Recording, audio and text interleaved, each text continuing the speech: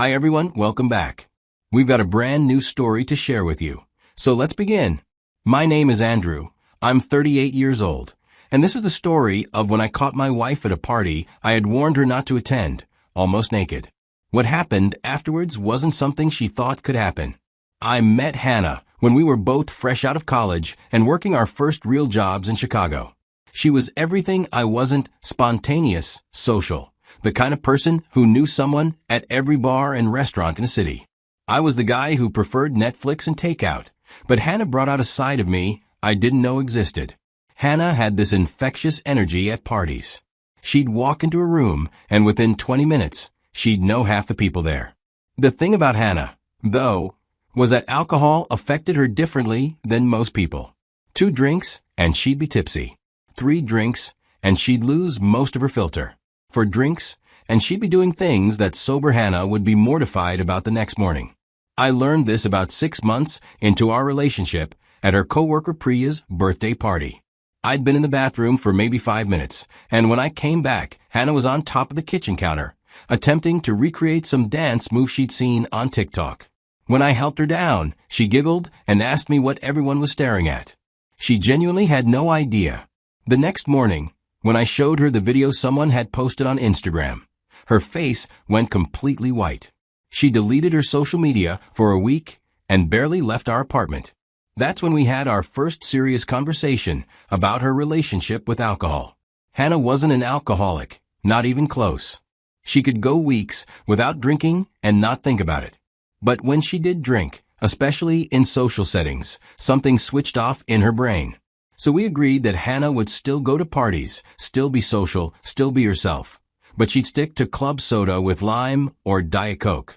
It wasn't a big sacrifice for her, because she genuinely enjoyed the social aspect more than the drinking anyway. And for 2 years, it worked perfectly. Hannah and I got married in September 2019, just before everything went crazy with the pandemic. We had this small ceremony. The first year of marriage was exactly what you'd expect from newlyweds stuck in a 1-bedroom apartment during lockdown. We binged entire Netflix series, learned to cook elaborate meals we'd never attempted before, and probably had more deep conversations in those 12 months than some couples have in a lifetime. But when things started opening back up in 2021, Hannah was ready to make up for lost time. She'd spent over a year mostly indoors, and suddenly there were birthday parties to attend, new bars to try, girls' nights that had been postponed for months. Problem was, my career was taking off in ways I hadn't expected. I'd started as a junior developer at a fintech startup, and by 2021, I was leading a team of 6 people working on a project that could make or break the company. The hours were brutal, and there were stretches where I'd come home so mentally exhausted that I could barely hold a conversation. Hannah tried to include me in her social life, but I was usually either working or recovering from work. The first red flag I should have paid attention to happened in March 2022. Hannah had gone to her friend Zoe's bachelorette party, one of those all-day affairs that started with brunch and ended at some club I'd never heard of. I was working late that Saturday, probably around 11 p.m., when my phone started buzzing with Instagram notifications. Someone had tagged me in a story. Then another. Then 5 more in the span of 10 minutes. The first video showed Hannah and 5 other women at what looked like a rooftop bar, doing shots. Hannah was wearing this bright red top and clearly already tipsy, laughing at something off camera. The second video was from maybe an hour later. Hannah was dancing on what appeared to be a chair, with a crowd of strangers cheering her on. But it was the third video that made my chest tight. Hannah was at the bar, and some guy I'd never seen before had his hands on her waist, helping her down from whatever she'd been standing on. She was laughing, he was laughing, and his hands stayed on her waist for what felt like forever. I watched that video probably 20 times that night. Hannah didn't get home until 4 a.m., and when I tried to talk to her about it Sunday morning, she was so hungover she could barely keep her eyes open. When I showed her the videos Monday evening, her reaction was immediate and devastating. She started crying. She explained that Zoe had insisted everyone do a shot to celebrate, and Hannah had convinced herself that one shot wouldn't hurt. Then the maid of honor bought a round. Then someone else bought a round. By the time she realized how drunk she was getting, she was already too drunk to make good decisions. Hannah swore nothing happened beyond what was in the video, and I believed her.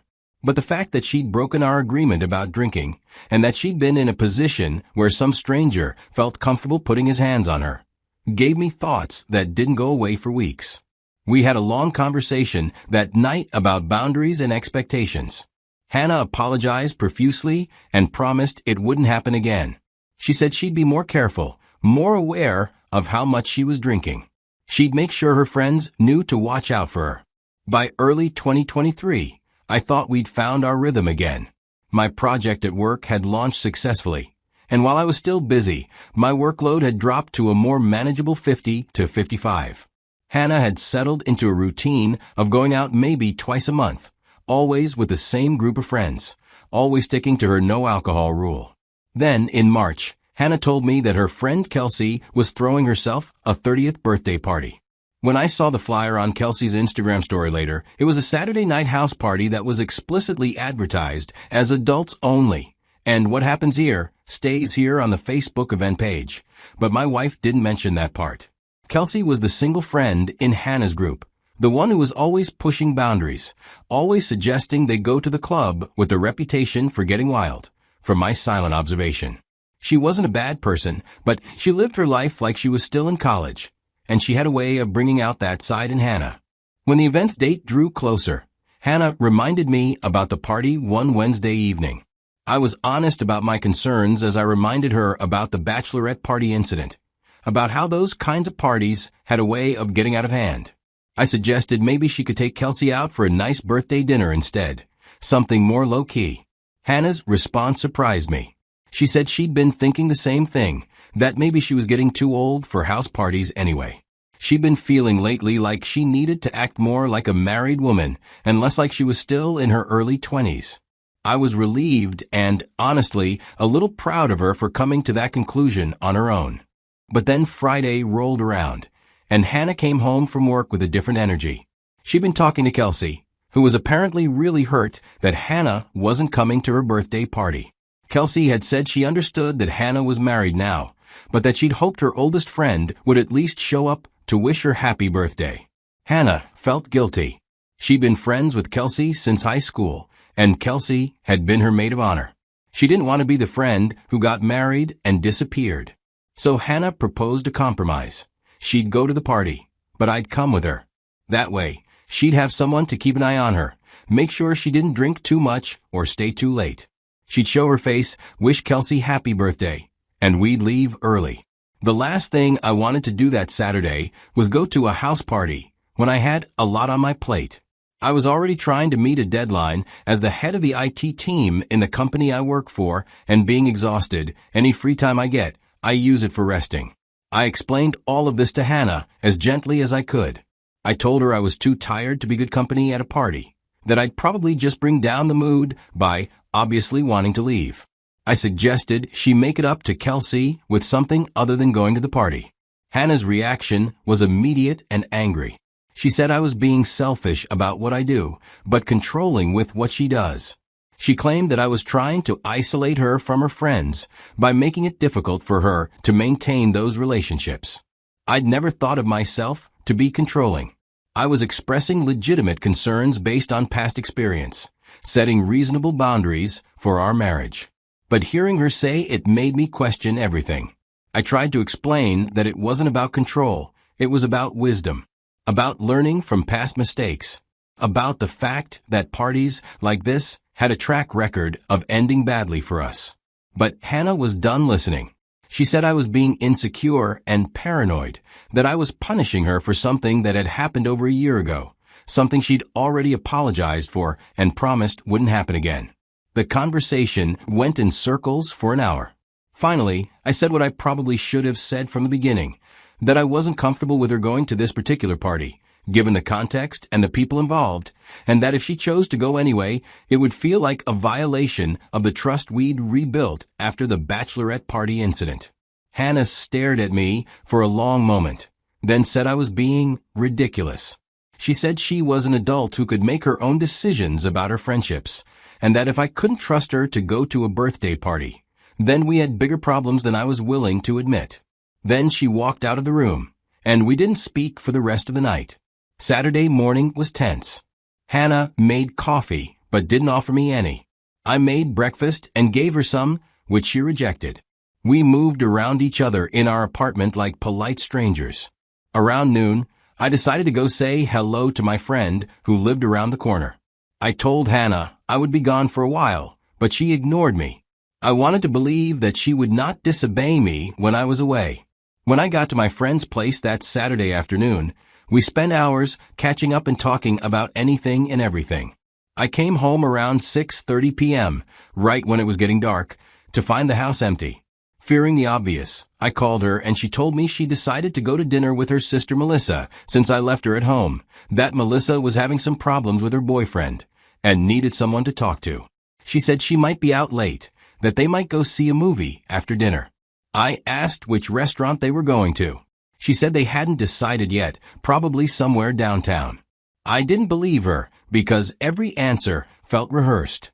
Every detail felt like something she'd prepared in advance. But I didn't call her out on it because I was hoping against hope that I was wrong. I tried to go back to work, but I couldn't concentrate. I kept checking my phone, waiting for a text from her. But by 9 p.m., I hadn't heard anything. I texted her at 9:30. Hope you and Melissa are having a good dinner. Love you. No response. I called her at 10:15. The phone went straight to voicemail, which meant she turned it off. That's when I knew for certain she wasn't with her sister. That was when an idea came to my mind.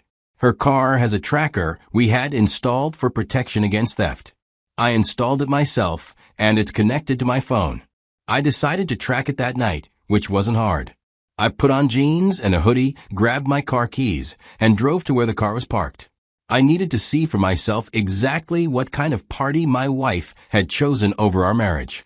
It wasn't a restaurant or a cinema. The house was exactly what I'd expected. A narrow 2-story building squeezed between identical houses, with a small front yard and stairs leading up to a covered porch. Every window was lit up, and the music and laughter could be heard from half a block away. There were people on the front porch smoking cigarettes and talking loudly. The front door was propped open, and people were wandering in and out freely. It was the kind of party where anyone could walk in and blend into the crowd. I parked across the street, got out of my car, and walked up to the house. I walked through the front door like I belonged there. No one questioned me or asked who I was. The living room was packed with people dancing, talking, laughing. The music was loud enough that I couldn't make out individual conversations unless I was standing right next to someone. I spent the first few minutes just scanning the room, looking for Hannah.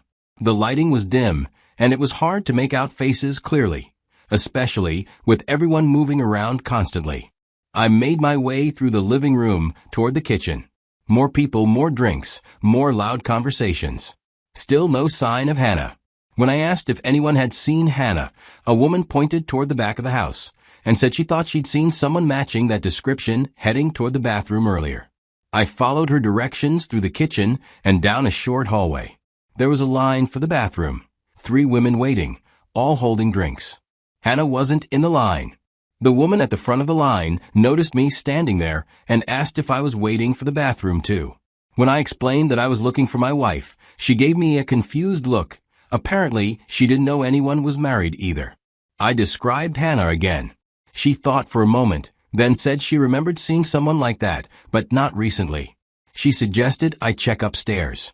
The stairs were at the front of the house, near the main entrance.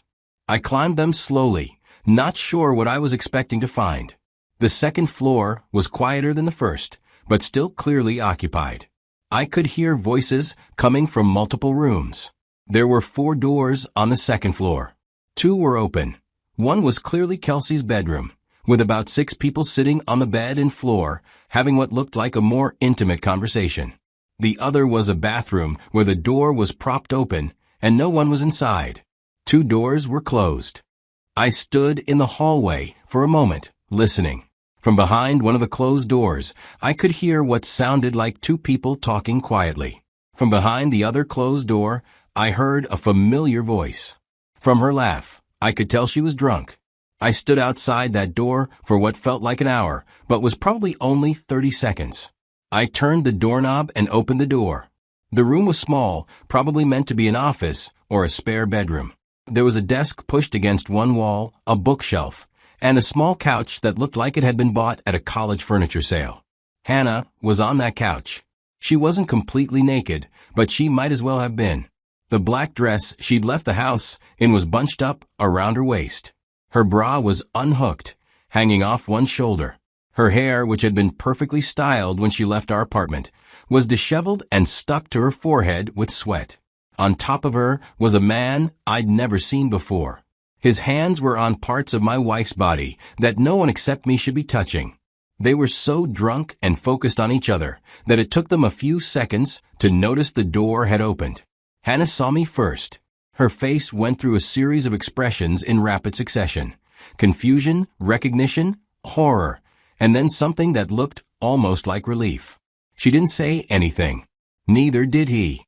Neither did I. I looked at her face, with her eyes struggling to focus on me. Then I looked at him, clearly trying to figure out who I was and whether he was about to get punched. The entire scene lasted maybe 3 seconds. 3 seconds that condensed 4 years of marriage, months of arguments about boundaries and trust, and hours of detective work into one crystal-clear moment of understanding. My wife had chosen this. She had lied to me, snuck out of our apartment, driven across the city, walked into this house, climbed these stairs, and made a series of deliberate decisions that led to this moment. This wasn't a mistake or an accident or a moment of poor judgment. This was a choice. I turned around and walked out of the room, closing the door behind me. I don't remember walking down the stairs or through the living room or out the front door. I don't remember getting in my car or driving home. I have no memory of the drive from Kelsey's house to our apartment. What I do remember is sitting in our guest room, trying to process what I'd just seen. I kept thinking about the details. I thought about all the conversations we'd had about trust and boundaries. All the promises she'd made after the bachelorette party incident.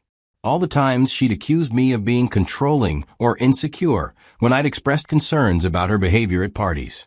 Turns out I hadn't been controlling or insecure. I'd been right. Instead of calling anyone or trying to figure out what to do next, I just sat there in the dark, feeling something I'd never felt before. At 1:15 a.m., I heard Hannah's key in the door. She came into the living room slowly, like she was expecting me to be waiting for her, which I was. I stepped out of the guest room. She still looked disheveled, though she'd clearly tried to fix her hair and makeup in the car. Her dress was wrinkled, and she was carrying her heels instead of wearing them. She sat down on the chair across from me. For a long moment, neither of us said anything. Then Hannah started to cry. She tried to explain. She said it wasn't what it looked like, that nothing had really happened, that they were just talking and things got out of hand. She said she'd had too much to drink, that she wasn't thinking clearly, that she never meant for anything like this to happen. I let her talk until she ran out of words. Then I told her I was done with the marriage. I moved out of our apartment 3 days after the party. Hannah begged me to stay, to go to counseling, to give her another chance to prove she could be the wife I deserved. She promised she'd never drink again, never go to parties again, never see Kelsey or any of those friends again. But the problem wasn't drinking or parties or friends.